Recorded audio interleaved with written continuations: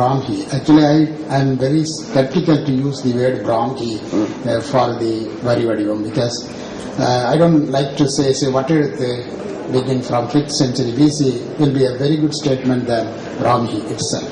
And there is Singhala Brahmi and also Ashoka Brahmi and Pallava dynasty also they used the Pallava Brahmi. And the Brahmi, the term used in Ashoka and Pallava, they are exclusively for edicts, that means government orders. So naturally, I think it's I'm not saying that what is the term used or not, but I observed like that. But surely Brahmi is considered, Ashoka Brahmi is generally considered, in general, considered as the mother of scripture of Indian languages. I think that is totally a wrong notion. It should not be taken because from my observation from the historical perspectives of the script developments, I see that it is not correct one as if before Ashoka there was no writing system. So that's not really a correct notion in my opinion, but I like this paper very much. Do you have any insight on Pallava Brahmi? And I know that when Cholas or the first maritime emperors created more settings, cultural settings also in the area of writing systems in East Asia. Okay. So naturally they are all very relevant. Philippines, if you look at Philippines, they do have some similarity as we do have.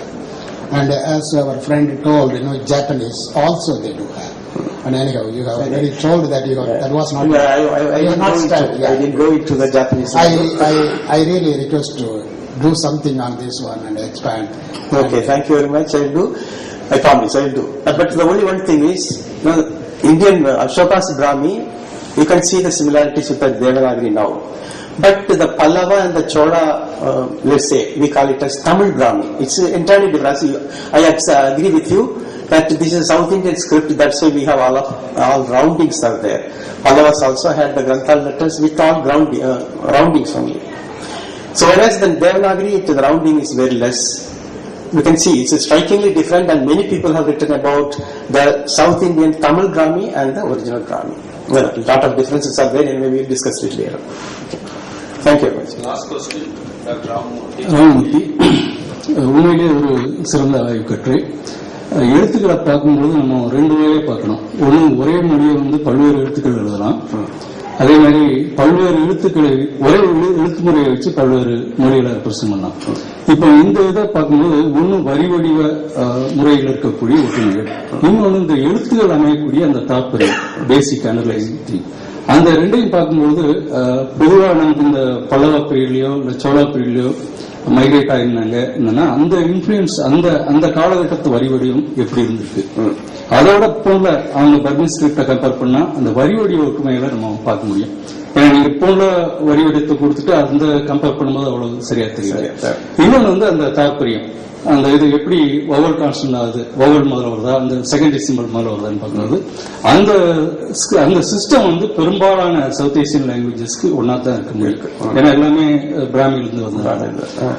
அந்த picturisation different பீரியட்ஸ்ல இருக்கக்கூடிய அதை எடுத்து போட்டா இன்னும் கொஞ்சம் உங்களுடைய கண்டிப்பாக அது செய்ய வேண்டிய இந்த எழுத்துக்கள் எவ்வாறு வளர்ச்சி அடைந்தன, அதாவது அந்த காலகட்டத்தில் 9ஆம் நூற்றாண்டை எடுத்துக்கொண்டால் தமிழனுடைய வரியுடைய எவ்வாறு இருந்தது, பாலினிஸ்ல எவ்வாறு இருந்தது என்று பார்த்து இது இப்பொழுது இருக்கின்ற நாம் பயன்படுத்துகின்ற எழுத்துக்களை காட்டியிருக்கின்ற, ஆனால் அதனுடைய வளர்ச்சி நிலையை காட்ட வேண்டும் என்பதுதான் உண்மை. அடுத்த முறைக்கு அதை சேர்த்துக் கொள்வேன் கண்டிப்பாக. Thank you doctor. எல்லோருக்கும் நன்றி. தலைவர் அவர்களே, எனது சக கட்டுரையாளர்களே, பெரியோர்களே, தாய்மார்களே, எல்லோருக்கும் எனது அன்பார்ந்த வணக்கம். நான் கனடா நாட்டிலிருந்து வந்திருக்கின்ற இலங்கையின் யாழ்ப்பாணத்தைச் சேர்ந்தவர்.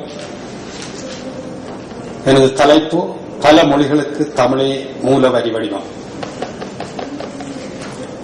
நோக்கம், தமிழின் சொல் வளத்தினாலும் அதன் வரிவடிவத்தினாலும் தோற்றம் பெற்றதுமான பல இந்திய மொழிகளுக்கும் அண்டை நாடான இலங்கையின் பெரும்பான்மையின மொழியான சிங்கள மொழியினுக்கும் தமிழ் வரிவடிவமே அம்மொழிகளின் தோற்றத்திற்கு ஆதாரமாகவும் மூல வரிவடிவமாகவும் இருந்தது என்பதனை ஆராய்வதே இக்கட்டுரையின் நோக்கமாகும். அதனை ஆராயும் போது தமிழின் தொன்மை, அதன் வரலாறு, அதன் மொழி வரிவடிவத்தின் தோற்றமும் வளர்ச்சியும், அத்தோடு அம்மொழி வரிவடிவம் ஏனைய மொழிகளின் வரிவடிவத்தில் எவ்வாறு செல்வாக்கு செலுத்தியது என்பதனை நோக்குவதே இக்கட்டுரையின் நோக்கம். தமிழின் வரலாறு இன்றைக்கு 10,000 ஆண்டுகளுக்கு முன்பு லெமூரியா தொடங்கி சிந்துவெளி நாகரிக காலத்திலிருந்து முழு இலங்கையிலும் மற்றும் முழு இந்தியாவிலும் செழித்தோங்கிய மொழியாகவே இருந்துள்ளது. லெமூரியா இன்று கண்முன் இல்லாமல் மறைந்து போயிருந்தாலும் தமிழ் மொழி பற்றிய உண்மையான வரலாறு 6,000 ஆண்டுகளிலிருந்து சிந்துவெளியிலிருந்து நமக்கு கிடைக்கப்பெறுகின்றது. இந்த வகையான தொன்மையும் வரலாறும் ஆதாரமும் கொண்டதான மொழிகள் உலகில் மிகச் சிலவே. தமிழும் திராவிடமும் என்ற இரு பதங்கள் ஒரு கருத்தையே பிரதிபலிக்கின்றன. தமிழ் என்பதன் உச்சரிப்பே காலப்போக்கில் திரிபடைந்து திராவிட என்று மாறியதாக அறிஞர் பெருமக்கள் கொள்வார்கள். திராவிடம் என்ற சொற்பதத்தினை ராபர்ட் கால்டுவெல் அவர்களே 1856 திராவிட மொழிகளுக்கான ஒப்பியல் இலக்கணம் என்னும் நூலில் முதலில் பயன்படுத்தினார். திராவிட மொழி குடும்ப மொழிகளாக தமிழ், மலையாளம், தெலுங்கு, கன்னடம், துளு, கொடகு, தோத, கோந்தி, கூராய், கூய், ஓரான், ராஜ்மஹால் ஆகிய 12 மொழிகளை தெரியப்படுத்தினார். இக்குடும்பத்திற்கு தாய்மொழியாக தமிழே என அறியப்பட்டுள்ளார். இதன் பின்பு நடைபெற்ற ஆராய்ச்சிகளின் போது பின்வரும் மொழிகளும் அதனுள் அடைக்கப்பெற்றன. அவையாவன பிரகுய், கொலாய்மி, நாய்கி, குவி, கூண்டா, கட்பா, குரு, ஒல்லாரி, கோயா, மோல்டா, பார்ஜி, கதபா, பெங்கோ, இருளா, கொடகு, குரவா, தோடா, படக ஆகியனவாகும். இம்மொழிகள் தாய் திராவிட மொழியிலிருந்து பேசப்பட்ட பிராந்திய மற்றும் இனக்குழுமங்களின் மொழிகளாக அறியப்பட்டுள்ளன. தமிழ், மலையாளம், தெலுங்கு, கன்னடம், துளு ஆகிய மொழிகளின் இலக்கண ஒப்புமைகள், சொல் ஒப்புமைகள் பற்றிய ஏராளமான தரவுகளை கால்டுவெல் அவர்கள் தந்துள்ளார்கள். கால்டுவெல் கோடிட்டு காட்டியதை மேலும் ஆராய்ந்த மாந்த இன முதன்மொழி ஒன்றாகத்தான் இருக்க வேண்டும் எனவும், மிகு தொன்மை வாய்ந்த தமிழே அனைத்து மொழி குடும்பங்களுக்கும் இந்தோ ஆரிய மொழிகள் உட்பட மூலமான மொழியாக கருதப்பட வேண்டும் என்ற கோட்பாட்டை மாரல் காத்தியேய முதலியார் 1913 காவண்ணா சுப்பிரமணிய பிள்ளை 1920களிலும், நல்லூர் சுவாமி ஞானப்பிரகாசர் 1930, 1940களிலும், ஞாவண்ணா தேவனையப்பாவாணர் 1940, 1980களிலும் மிக விரிவாக ஆராய்ந்து நிறுவியுள்ளனர். ஆதாரம் 1. லெமூரியாவில் திராவிடன். இன்றைய ஸ்ரீலங்கா அடங்கலாக பாண்டிய தமிழ் பேரரசே கோலோச்சி தமிழர்களே ஆதிக்குடிகளாக இருந்துள்ளனர். இதற்கு முந்தைய காலப்பகுதியிலேயே நாகர்கள் என்று அழைக்கப்பட்ட மனித இனம் வாழ்ந்ததாக லெமூரியா பற்றி ஆராய்ந்த பல அறிஞர்கள் ஆராய்ச்சி கட்டுரைகளின் மூலம் தெரிவித்துள்ளார்கள். இவர்களை பாம்பு மனிதர்கள், ஸ்னேக் பீப்புள் என அழைத்துள்ளார்கள். இவர்கள் பற்றி அவர்கள் கூறும்போது பாம்பு மனிதர்கள் என்று அழைக்கப்பட்டவர்கள் மிக மிக ஆதிகாலத்தில், அதாவது 10,000 வருடங்களுக்கு முன்பு வாழ்ந்தவர்களாவர். அவர்களே லெமூரியாவின் தொன்மை குடிகள். பாம்பு மனிதர்களே உலகின் பதிவுகள் பற்றிய அறிதல்களை விட்டுச் சென்றவர்களாவர். பாம்பு என்பது ஒரு குறியீடு. இது உலகில் அதி விவேகத்தினை குறிப்பதற்காக குறிக்கும் குறியீடு என குறிப்பிடுகின்றார்கள். ஆகவே பாம்பு மனிதன் என்று அவர்கள் குறிப்பிடுவது நாகர்களையே ஆகும். ஆகவே அவர்களே தமிழரின் பரம்பரையினர் என்று அன்றே அவன் எழுத்தை அறிந்து வைத்து அதனை தமது பதிவுகளுக்கு பயன்படுத்தி இருக்கின்றான் என்ற ஒரு செய்தி இங்கிருந்து கிடைக்கின்றது. லெமூரியாவின் எஞ்சிய பகுதிகளான தென்னிந்தியா, இலங்கை, வடமேற்கு ஆஸ்திரேலியா ஆகிய இடங்களில் திராவிடன் பரம்பரையினரே இன்றும் வாழ்ந்து வருகின்றனர்.